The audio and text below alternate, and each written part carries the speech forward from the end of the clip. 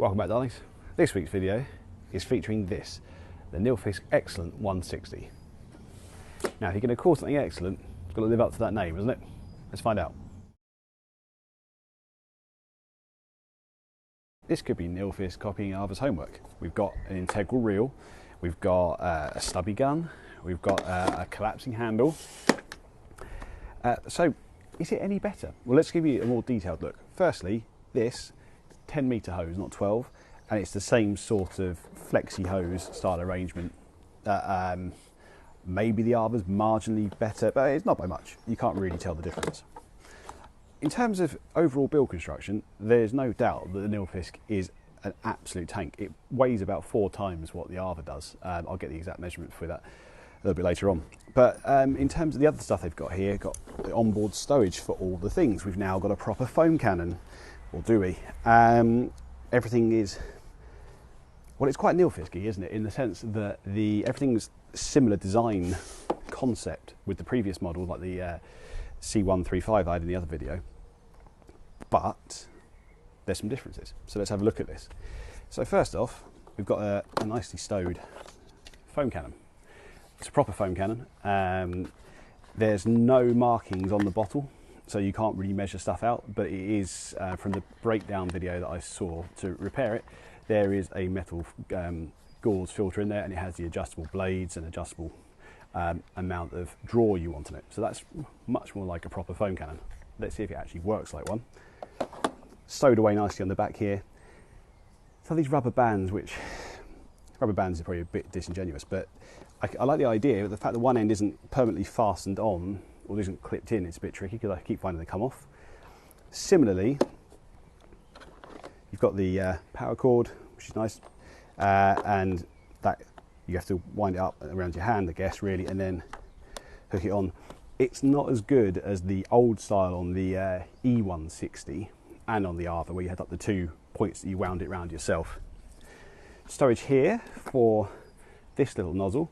Now, I can understand this says it's the short nozzle and it tells you it's for bikes and cars. So we'll see. Hopefully that means we finally got like a stubby gun combination that works. That'd be great. Stubby gun. It's much nicer. I'll do a more detailed comparison in a minute than the old style guns. So that's a good thing. And obviously, yeah, you can put this nozzle straight on there. So that should be beneficial. And then they've got their equivalent of the Vario lance. That's a bit of trim that keeps coming off. So it's got 3 lance heads built into this. It's got what they call gentle 1, rough, and gentle 2. So gentle 1 is about 20 degrees. Rough is the turbo nozzle, and gentle 2, sorry, is the like 60-degree fan. And that is a removable nozzle. If I put this in the right position to put it onto the rough one, I believe.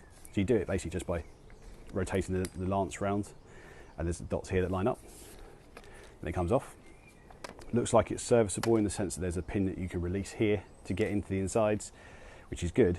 However, it doesn't attach directly to the stubby gun, which is a bit frustrating. So you have to have it on this. It's a bit of a miss in my opinion, but we'll see what that comes out to like in reality. And then, as per as always the way with Nilfisk, that's your setup. Hose length. Alright, let's look at the hose. 10 metres on this one. And here, tight under that wheel. Tight under that wheel. And it comes out to here.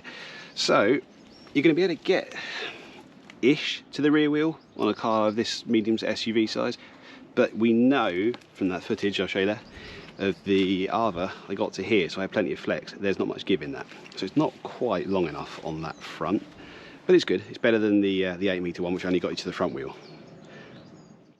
Foam cannon and lance / nozzles. So let's have a look at this foam cannon in a bit more detail. As I said, it is a removable plastic bottle. It's a proper one. This proper foam cannon this time. There's no markings on here though, which makes it difficult to measure out, so you have to use a measuring jug, so I'm going to show you that later. Then in terms of the overall bottle, the overall lance, It's all plastic construction, that's not a problem, we've seen that from the Arbor as well. This is the fan nozzle adjuster, the width of it. It works, it's quite loose, there's not much resistance there. And then up here we've got the draw adapter. What's really odd is it goes all the way around but the markings stop. You kind of screw it in and out. And if you look here, you're pushing it a bit far, there's quite a bit of flex in this. There's a dismantling video to service all of this, and like you can see there's screws here and here. It's to kind of take it apart, even though there are pins to remove certain aspects. You have to kind of dismantle it a bit first using these to then reveal other bits and the gauzes in here. So yeah, while it is a better foam cannon, it's construction wise at least, it isn't as good as the Arbor. It's a massive step in the right direction though from the old detergent nozzle bottle. And it stows away nicely. This is the old bottle for comparison. Looking at the guns, this is the new one and this is the old style one. See, the new one's quite a bit shorter, which is good. More manageable, as good as a stubby gun, especially as that nozzle can go in on the end of it. Nothing could happen like that on here. However, that nozzle is the same fitting, so it could fit on this one, they just never sold it before. This is definitely an easier squeeze than this one, but there's still a lot of resistance in there, especially compared to the Arbor. So it's a step in the right direction. Then of course, you've got the additional lance here. And then the nozzle's built in on the end, much like it would have been on here. It's just you now have this Varia nozzle. It's a bit thicker. You can do the rotation. You can change the nozzles without. You can change like what you're getting out of the nozzle without having to do changing off the nozzle or twisting the ends. A bit more ergonomic, sure. Still not quite as good as the Arbor, I don't think, but it is a massive improvement over this. Foam lance testing. So to test the foam lance, first we need to do the PIR calculation to make sure we're getting a consistent performance. The draw rate was pretty low, I found, on this, and ultimately I got to the end here and found that I'd done 1098 litres of water to discharge 500 ml, and it took quite a while to achieve that. So what I then need to do is do some maths and work out what the draw rate would be for a litre to work out the PIR. Now in this case, 8 litres, that's quick bit of maths, that would be 1600 ml times by 0.04 to get 4% PIR, 640 ml. That's 500, well, it's more than that, but I'm going to do 500 ml in there, so it'll be 320. Now, because there are no markings on the bottle, I have to use a measuring jug. Like I mentioned earlier, this is really annoying and a proper faff. You shouldn't have to do this, and it is important to use products at the right dilution rates. Even if you're doing a ratio, it is important to be able to measure that in the bottle and not have to get a jug. And I really can't see the logic or thought process behind this. Whatever the foam lance performs like, this to me is such a silly thing to have done. But there you go, it is done, so let's review the performance of this based on that.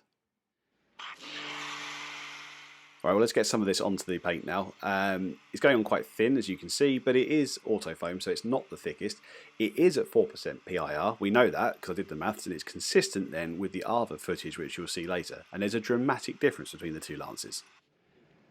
So I usually like to have my pressure washer back over there in the corner, and now I've reached the end of it. I'm not saying the Arbor would have got me around this, by the way. I'm just saying 10 metres is a bit more limited.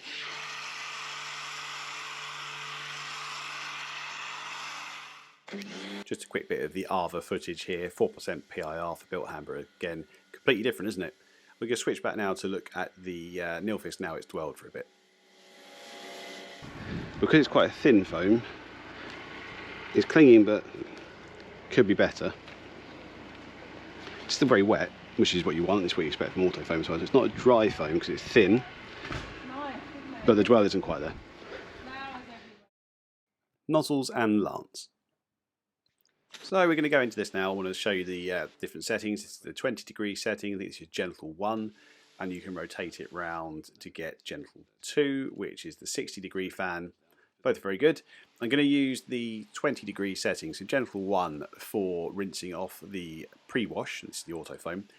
And you can kind of see already it's working all right, but this is the limitation of only being able to put the nozzle on a long lance. getting in around the wheels is the really tricky bit. Conversely, maybe I could argue it's easier for getting into the wheel wells. I still find this easier with a stubby gun, personally, which is what I like about the Arva. And then on the roof, I mean, to be fair, apart from Arva, everyone has this problem, unless you've got a quick release with a long lance. The zoom lance on the Arva means you can get so much more reach across the roof areas. But limitations there with this one. Alright, I've got this awkward this now, I'm not having the space. However, this time there's a nozzle that goes straight into here, so let's see what that's like.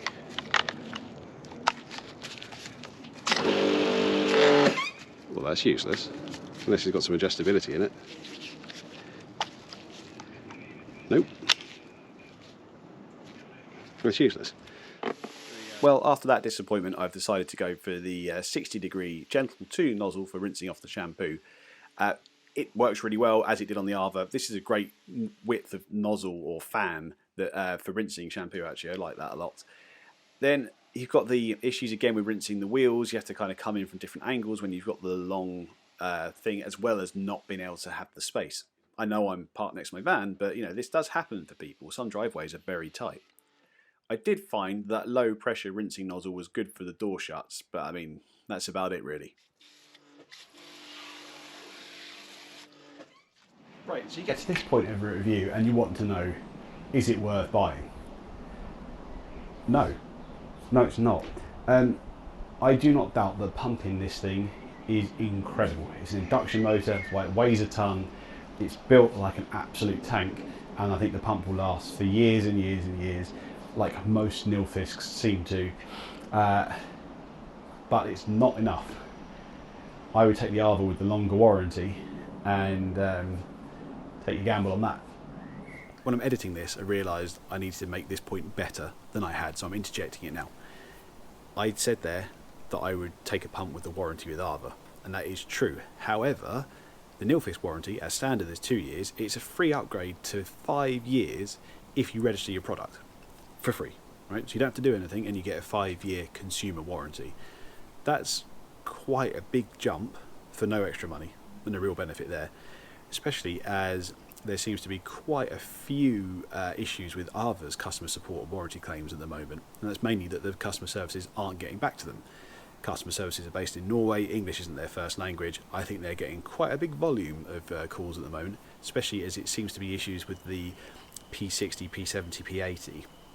What I will say is the ones that I'm looking at here, that's the P57, which is the same motor as the P55 Go, so I think this kind of applies to the Go and Easy series. They're not really having the problems in the same way, and I will say the accessories don't seem to have problems at all. So they're just the accessories, and if you're just buying the accessories, I would go ahead with them. So the warranty is a big selling point with Arva, but if you can't get hold of the customer services, then that's an issue. The flip side, of course, is I've had a Nilfisk repaired, no problems whatsoever. Someone in the Arva video commented that they've had a Nilfisk E145, trying to get it fixed a few times, and well, it's gone wrong once. They've spent 5 months trying to get it fixed. Nilfisk don't want anything to do with it. There could be a contextual issue here. Maybe they've been using it professionally, and Nilfisk are looking at it going, yeah, but it's a consumer unit with a consumer warranty. We're not going to replace that. I don't know. I'm just going based on what the comment is. But you know, it's not always the grass is greener. Everyone has problems with this. However, the Arva ones, at the moment, for some of the models, may be more problematic than others. Anyway, let's get back into it. And I know I'm going to interrupt myself again in a minute. The stubby gun isn't a stubby gun because you can't put that connector head on it. That's frustrating, so you have to buy another adapter to do the quick release nozzles. That's the point. We want like a bundled thing that works. That's where the Arva is so good. You can also buy that stubby attachment, the adapter, so you can put the quick release nozzles into it. It's an option that you kind of have got a reasonably good stubby gun there. That setup's pretty good. And the pump is an important thing. When I say the pump, yeah, it's reliable, it's powerful. One of the big issues, though, is the noise difference. And it's not just the volume. So it's not a logarithmic scale, decibels. So if you go up in decibels, it goes out like this in terms of how much louder it gets. It's not linear in terms of a straight line. So the Excellent 160 is 88 decibels. The Arva P57 Easy is 95 decibels. Now, they kind of say, as an example, 80 to 90 decibels, you're in the sort of range of a loud restaurant. And you're in the range of power tools when you're up in the upper 90s to 100. And that's where the Arva sits. And it is noisy. So let me show you a bit of difference here without me talking over it, just the difference between the footage and the sound of the pressure washer. And I'm standing in the same places when I do both of them. Pressure washers are in the same place.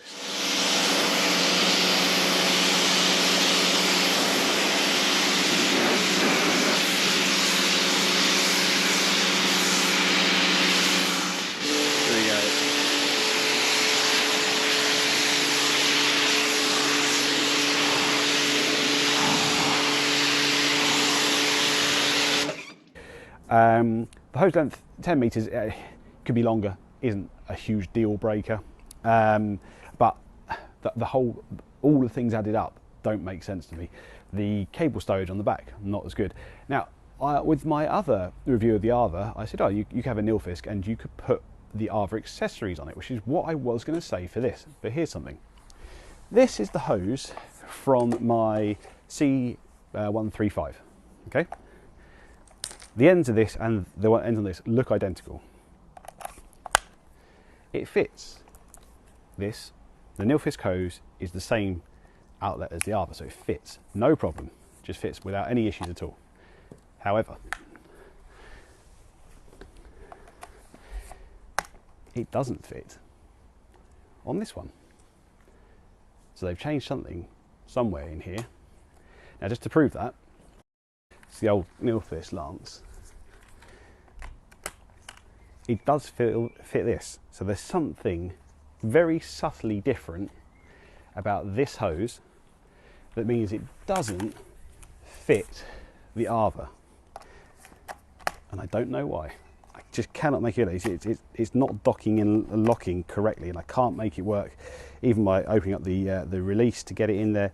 There's something about the profile of this. It's subtly different, which means it doesn't fit the Arva, which is a shame, because if you put this on that, it would have been really good. So there we have it, the Excellent 160.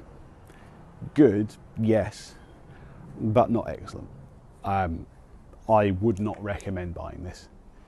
There are other options that are out on the market that are better, which is a real shame, because I thought this was going to be fantastic and really bring it.